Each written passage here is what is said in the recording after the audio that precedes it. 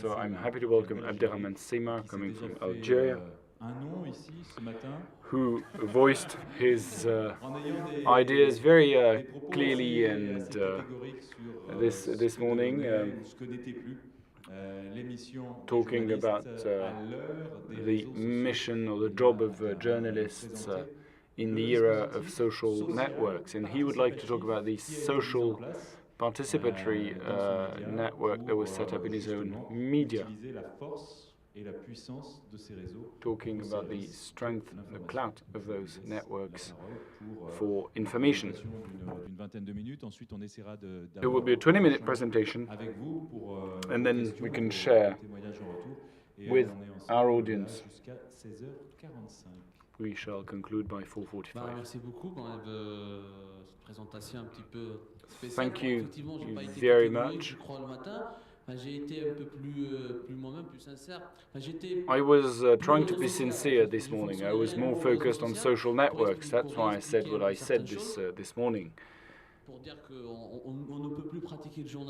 The idea is that we can't work as journalists as we used to. We all come from very diverse backgrounds, and we come from Maghreb, North Africa, and we have very specific background with the press, who were subject to corrupt authorities, and we no longer have to be subject to this diktat of the press, and that people have to take the lead when it comes to information now, because we've suffered too much from official information coming from the official authorities.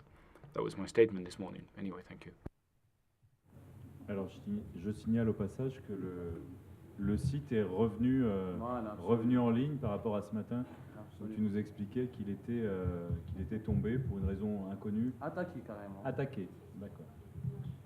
Ah. Alors, je vais changer. Donc voilà, j'y vais sur Facebook. Après, je vais aller sur le site Nas News. Right, so I'll go on Facebook. So that's the page we have that was set up in 2010, Envoyés spéciaux, special envoys.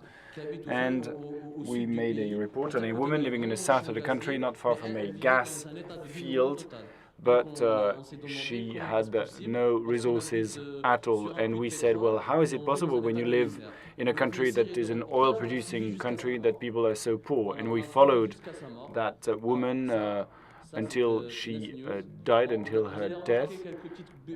There might be a few ads from Google, you might have noticed, because it's the only way for us to find resources.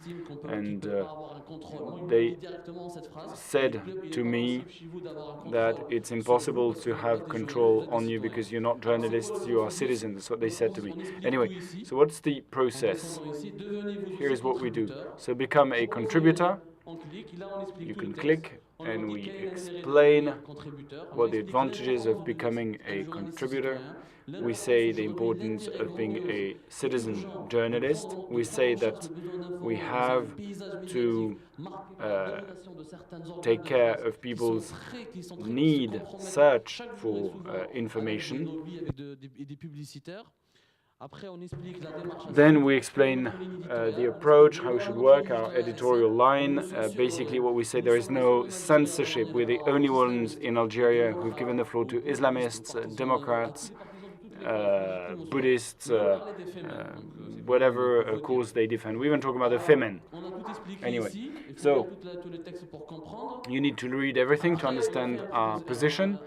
Then there was another approach, and we said, you can suggest an information. You need to identify yourself, log in, password, connect.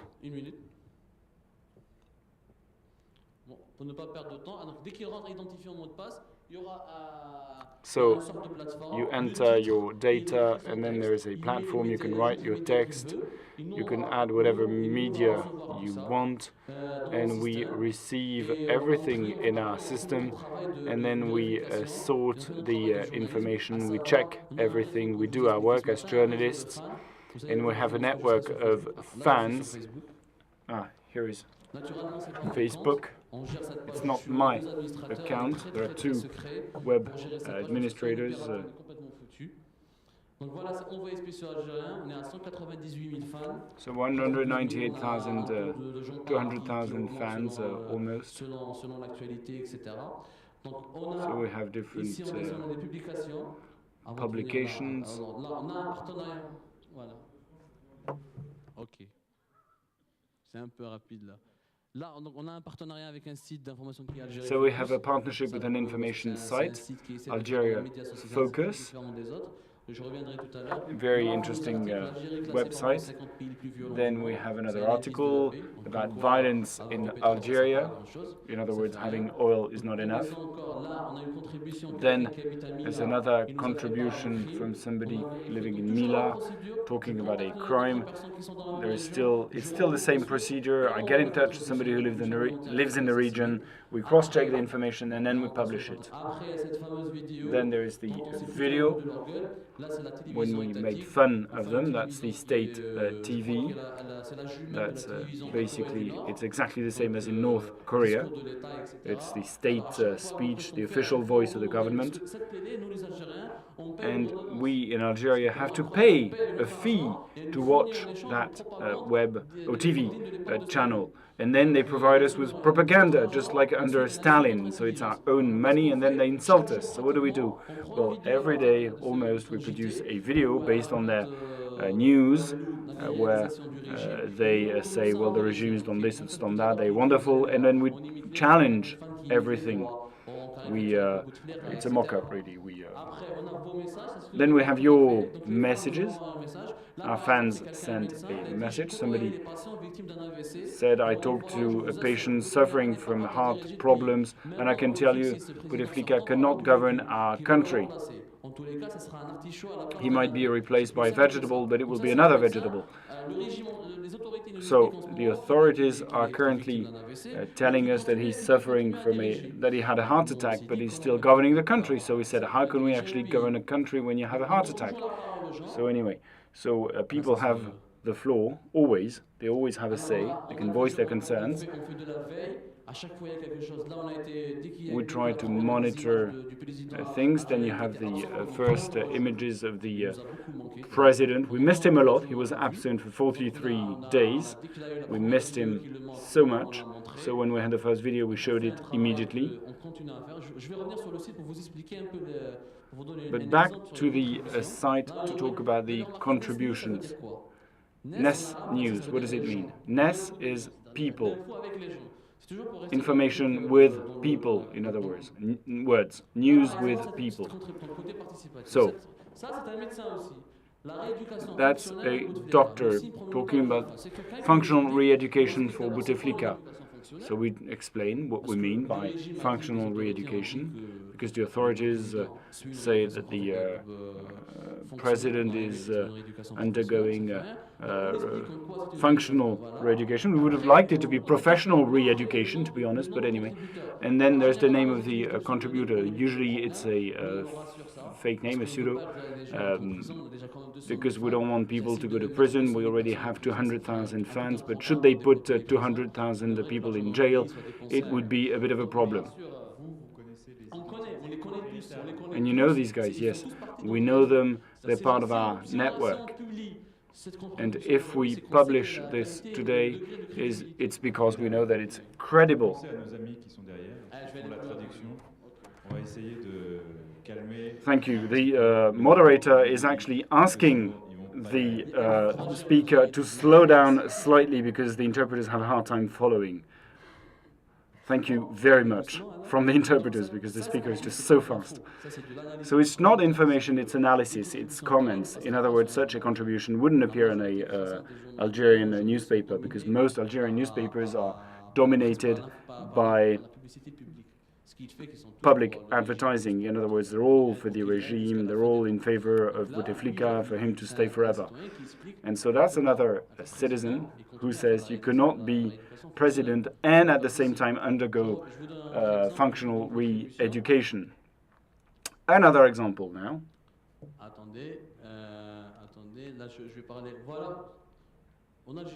In Algeria, we have natural resources. And should they find oil in humans, they will drill it, I'm sure. Anyway, so we have a network of people, environmentalists, people who want to protect the environment, and we say that if we start exploiting shale gas, it's going to be a catastrophe, a disaster. So we have a professor that wrote an article talking about the dangers.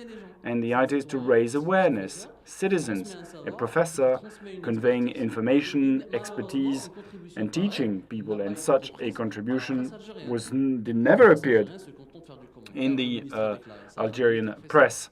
They only say, well, the minister said this and said that. Full stop. Another example. Here, violation of private liberties, privacy. This guy made a video on the police. He had fun criticizing the police forces. He made a caricature, and he made the video, and immediately the police forces came to arrest him. And the locals had to mobilize themselves to actually have him released. In other words, the police, they really love whatever happens on YouTube, anyway, because his video had been posted on YouTube. So we have different chapters. Nesdia is our Algeria. Here we talk about our contribution. Here you have a trade unionist, and he says, what about education in Africa, in Algeria? So we try to focus on key issues, but we have no serious survey to tell us about the quality of education in our country. And so he wrote an article about that. He's a trade unionist. He's a teacher in a high school in Oran, and we focus on expertise. In other words, we try to take advantage of the knowledge of our citizens who are experts, and for people who are non-professionals, so that they can have access to that information. Let me take this opportunity. We have another chapter which is called Nas Maghreb. I try to use contributors from Northern Africa, but Maghreb exists virtually, but there is very little contact. So it's very difficult. The idea is to create synergies with the neighboring countries, and hopefully based on this forum, a symposium will be managing to do that. Sports also very important for us. We have contributions, so we cover all news really. Now what does that mean? So Algeria. On Facebook we can't talk about our president because there would be a national scandal. And if we're attacked on Facebook, then we're present on the site. If we have a problem on the site, then we go back to Facebook. And so we have 2 feet to actually enjoy our freedom and liberty. So we have images. Here, the army said that it would not do anything against Bouteflika. So, okay, then we look at the comments. That's the latest publication, which was seen by 19 or 20,000 people, so it's quite a few viewers. Then people react, and they post their comments. So we start a debate, hashtag state of health of our president, for instance. Do you believe in the official version of things? So people are always invited to react and to be proactive. That's interesting. We're the only ones to actually say, well, he hasn't been around for 48 days. We count the days where our president hasn't been there. At the beginning, we were criticized, and people said, why do you do that? You would like him to die, etc. No, we would not like him to die. It's just that we would like to be a country with a president. We haven't had a president for 48 days. I hope he's going to come back soon. Now, as part of this editorial project, are there international examples that you used as a source of inspiration? Because we've seen similar projects abroad, haven't we? Yes, well, no, I haven't heard of any similar movement on Facebook, something that became an internet site. I don't think so. Not that I know of, but I don't speak English, so I don't know. In France, there is Agora Vox. Yes, absolutely. That was before Facebook, and they would give everybody an opportunity to speak. But recently, Agoravox became a strange site for radicals, people only defending their own interests, etc. So it was a bit of a problem. Is that something that could happen in this community, and how do you try to control things and ensure that people who are not representative and who only defend themselves would take too much space on your platform? That would be the danger, of course. Well, contrary to other platforms, agora.fr, etc., these are internet sites, but we have grassroots activists. We have a community of people who was developed on Facebook. We even wanted to print T-shirts. We thought it would be easy to spot us. But it's a moral, intellectual identity that we have. We have these people. Our slogan was missing information and information for you and information for us and citizenship for all of us. So on Facebook, you can't control everything, of course. There are trolls. Anybody can register. I mean, you can't control whatever happens on Facebook, and we want no control, actually. We don't want to have any racist comments, etc., of course, insults. But, I mean, you can't control everything. It's just impossible. Forget about it. Technically, it's not possible, and we try to protect ourselves from hoaxes and from attacks, virus attacks, and piracy. Recently, a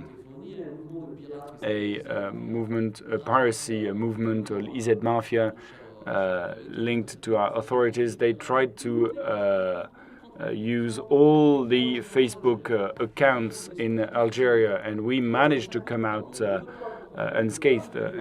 But we can't regulate comments, not at all. That would be impossible. So we're part of the debate, and maybe it would be. It sounds like a utopia to believe in full freedom, full liberty. But I mean, you can't even control people's comments. That's even more of an illusion. Just one example. We have created an international network. This is the Grand Adnan, for those people who know it. Adnan Ibrahim, who is one of the great experts on Islamism and who is very opposed to Salafists. And he sends us videos. So we're also active out on the ground, especially in the religious and social domains. And so I'm available for any questions. So we will ask if any questions in the room. There is a question at the end of the room to my right, so to your left on your side. Just wait for the microphone to arrive. C'était la demoiselle derrière. Bonjour. Hi, Justine Rigaud. And I work in Marseille. I know that in Algeria the situation is complex in terms of censorship, and that journalists play an important role. But what strikes me is that you were telling us that you take up people's comments, but I feel that, I've lost track of my question. You were talking, you started off with censorship. I feel that this is activism, and that as people can't think for themselves, then you help them. Do you really help them, or do you just give them information, as does the public television service? I just feel that there is a small risk. To helped by whom? The journalists? Because we don't feel like helping the journalists. No, I mean the Algerians. Given that we give a space for free expression when there is no censorship, that we are able to publish their stories and publish their facts.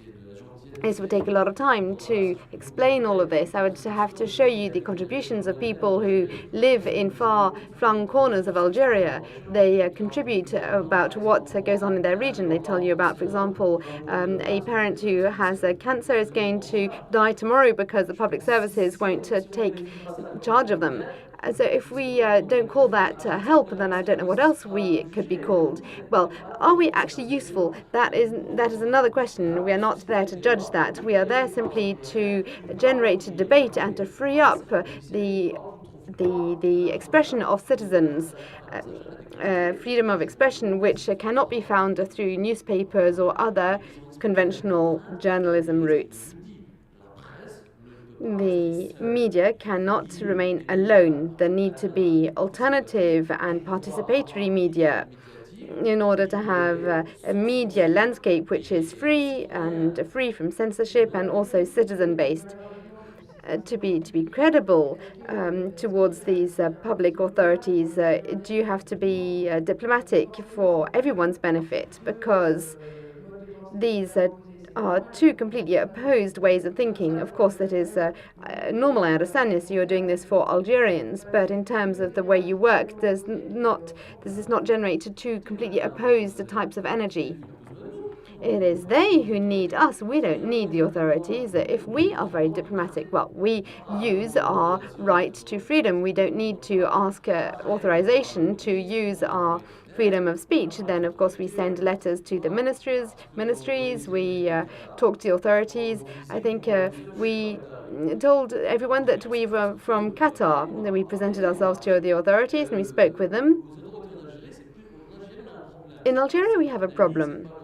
It is not Ben Ali, it's not the King of Morocco. They have M6. We have Canal Plus. Everything is encrypted because we have several centers of decision-making, 7 centers of power. Tomorrow I'll talk to the minister, and then the next day I will talk to someone who is even more powerful than him because he has even better contacts. At the end of the day, I don't know who to speak to.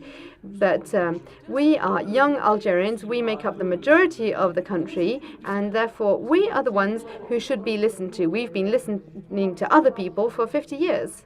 No, I wasn't asking whether there were exchanges. No, there are exchanges. We take part in symposia. They try to invite us.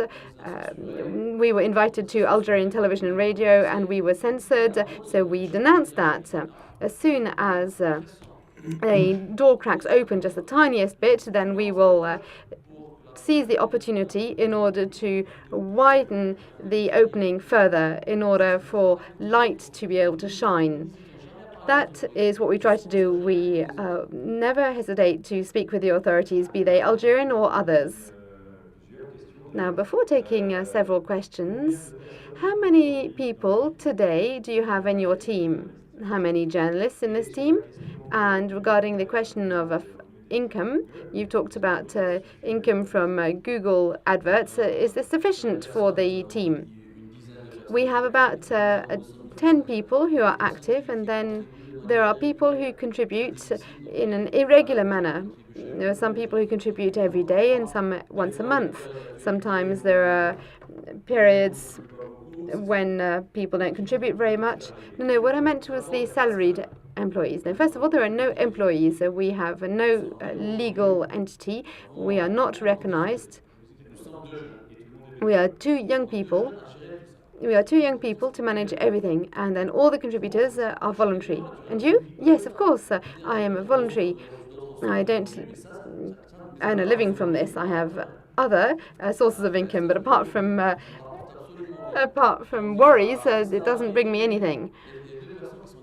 So it's me and my friend Younes, who unfortunately hasn't been able to join us here, but he sends his regards, and he had problems with passports and visa yet again. No, we are 2 administrators, and then we have a network of dedicated people. They can be people who are either ministers or journalists or people who are unemployed, and whoever they are, we will read their articles. There are a lot of people who don't want to contribute to the conventional media because they know that they're going to be censored, and they know that the information that they provide will never get through the newsroom of the conventional media, so they send it to us.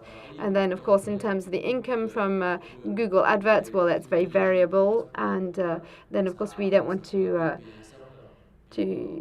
get any problems from this. So this barely pays for a server. Thank you very much.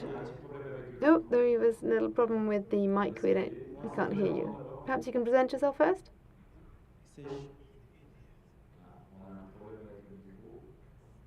We have a microphone problem.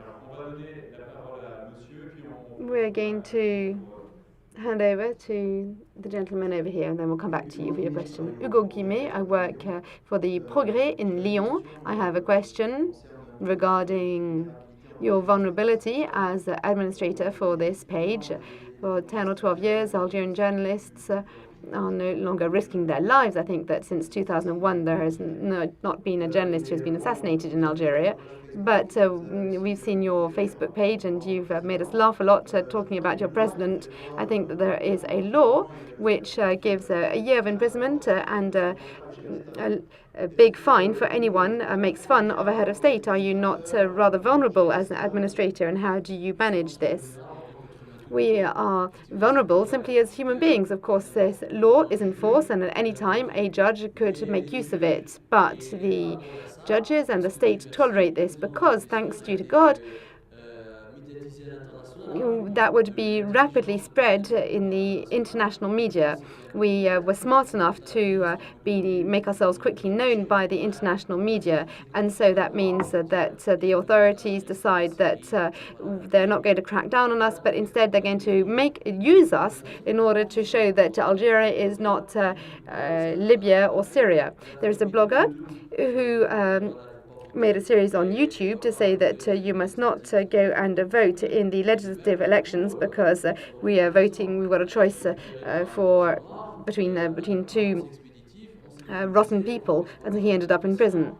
And then there's another person who was put under pressure, and he ended up being condemned and to a suspended prison sentence. And so what do you want? Would you want a miracle? We are born into a particular context.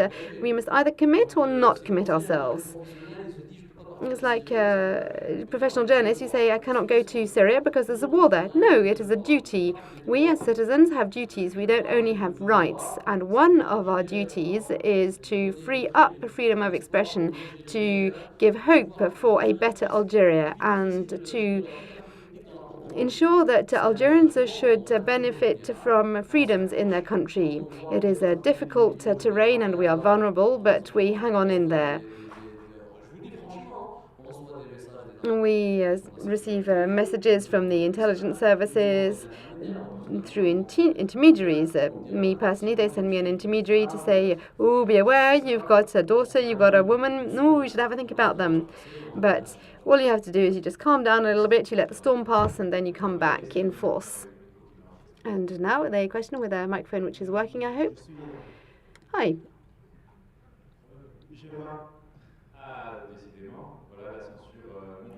That's the censorship in Montpellier. And we're very near Algeria.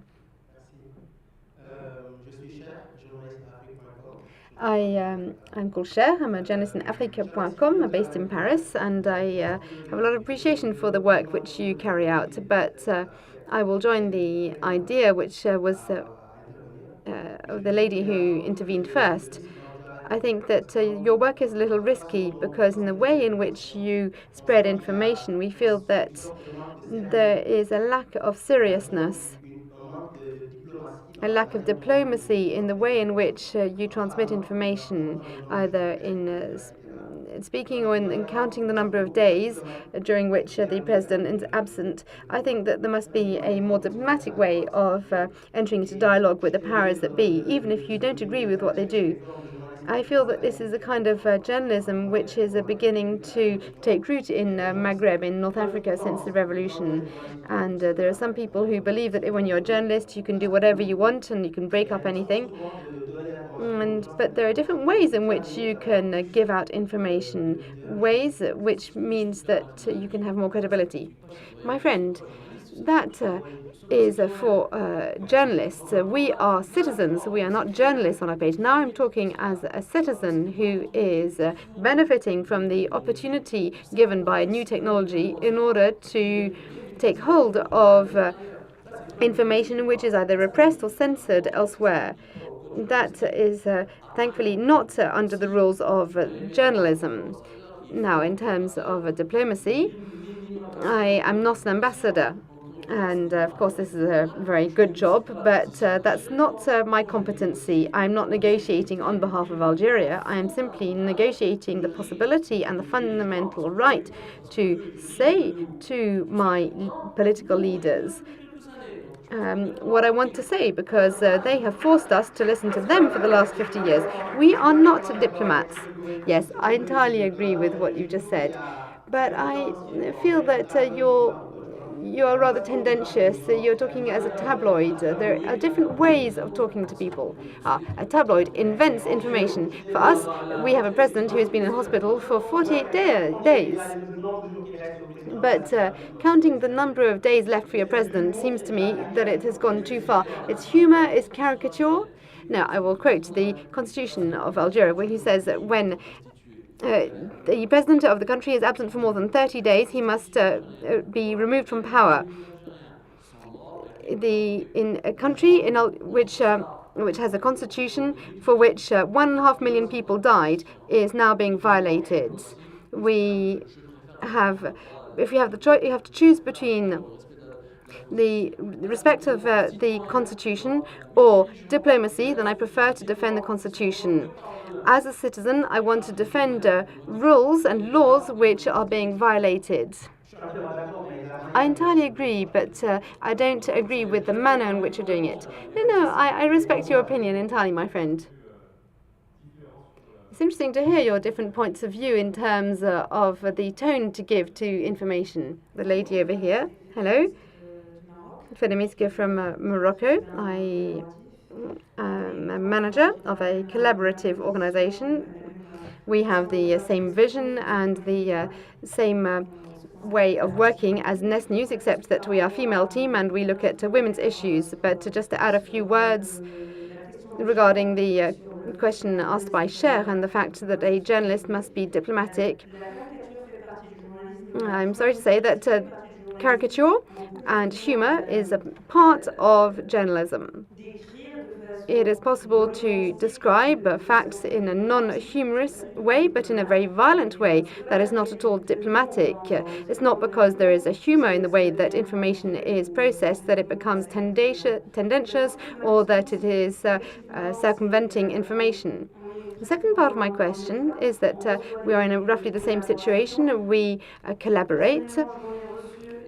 We receive contributions which are virulent and dangerous for me from a legal point of view. And so, Ahmed, I wanted to find out whether sometimes you had received contributions which you weren't able to publish because this could be very dangerous for you from a legal point of view. The contributions which we refused to publish were ones which could be dangerous for our life, not even a legal question. These are ones which concern high-ranking officers of the Algerian army.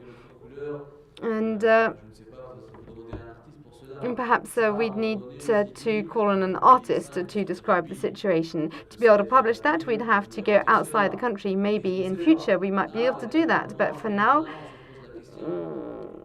this is a tricky question. We are putting our lives at risk. As our friend from the Le Progrès said, if something happens to us, then the whole project will fail, and we're not sure that anyone will take it up from us. And there are only two of us. We know that myself and Younes are incorruptible. I know that if I'm arrested, interrogated, I'm not going to denounce Younes or denounce anyone else, and vice versa. So that's why we stay just two. If we were 4 or 5 administrators, we would lose this level of trust. Of course, we weigh up the for and against. We are a small team. We are not Robin Hood. We're not going to go beyond our limits. There are things which we are never going to be able to say which is terrible for us. Imagine that you receive information on a high-ranking army officer who is involved in trafficking. Well, no, that's something that I'm not able to publish because my life would be at risk, and so that is a compromise. But compromise is part of life. Is there a last question? Yeah. You must receive tons of information every day, which I an associate in a group which does a similar job in Morocco, but it is impossible to carry out editorial work on such a huge volume of information flow without taking into account personal attacks against you and against websites. Sometimes your independence and your financing is threatened. Perhaps you could tell us about the psychological impact of this, because I think this is significant. In some cases, people get depressed. Other people just let go of it because your reputation and your career is on the line. There are issues like that which are outside of the information, outside of politics, but which can have an influence on your ability to work. I've had an experience of it myself, but I would like to know what happens on your side. Well, I will reply frankly. Yes, it is a deep malaise. Yes, I am undesirable in most Algerian newsrooms because they've attached to me this image of a citizen who has questioned the established system. There is an important that I worked one day for an important a weekly newspaper, and they suddenly stopped being able to sell any copy.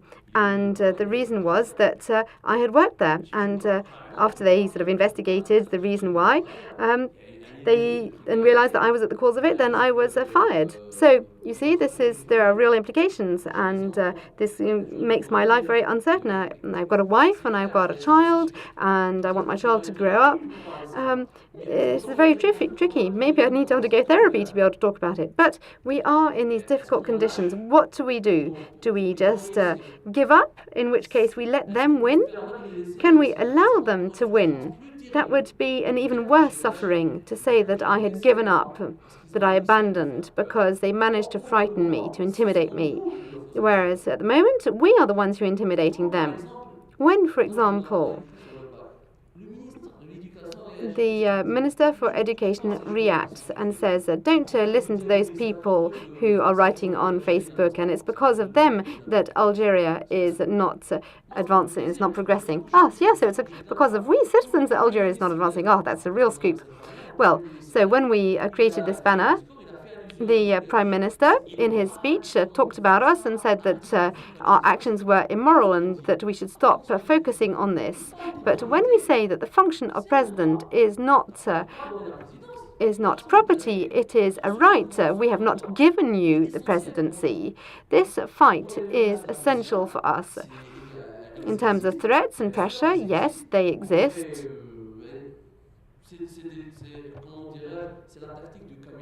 It is the chameleon's tactic. That's what we try to implement. We try to adapt each day. We try to move forward. We have to make compromises. We have to make acceptable compromises. No, we agree on the fundamentals, but how do you instill motivation or a reward system for your contributors? Because after a while, people have enough. Being continuously attacked and threatened and questioned and putting their career on the line. The main motivation is when you see 200,000 people, or you receive hundreds of encouraging comments per day. That is when you are motivated when someone thanks you for having published a story about his father dying from cancer. He says at least people are not going to forget about him. And there is a place in Algeria where there has been no water since the independence. Young girls had to go and fetch water instead of going to school. After this report about this situation, they brought in a Chinese company and they were attached to mains water. So the little girls who had to go and fetch water in jerry cans were finally able to go to school. That is motivation. And those are huge motivations. To see light in a girl's eyes when every day you saw her in distress because she was fetching jerry cans for water instead of going studying, and that her innocence had been violated, and finally she's able to go to school because her house has been attached to mains water. That is our motivation, and that is the main reason for journalism, and that's what I try to say today. Being a journalist is not a question of just checking information on Facebook and Twitter. and debating the importance of protecting your sources or information. No, being a journalist is being out in the world and defending people's rights, because there are some people who are deprived of even the most elementary basic rights. And so I hope I will be able to continue to change the lives of young Algerian girls. That is my main motivation.